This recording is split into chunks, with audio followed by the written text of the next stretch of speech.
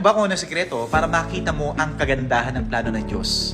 Ito po'y nakapaloob sa salitang obey. Letter O, open your heart to God's Word.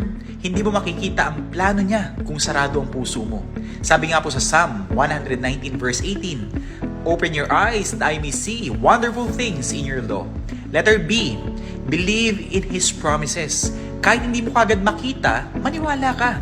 Jeremiah 29:11 reminds us na ang plano niya ay para sa ikabubuti po natin, to give us hope and a future. Letter E, entrust your life to Him. Ilagay mo sa Kanya lahat ng worries mo kasi mas alam niya yung daan kaysa sa atin. Proverbs chapter 3 verse 5 to 6, trust in the Lord with all your heart. He will make your paths straight. Letter Y, yield to His will. Hindi laging madali.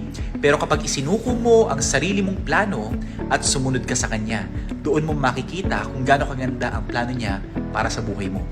Kaya kapatrol, tandaan mo, when you obey, you will see the beauty of God's plan.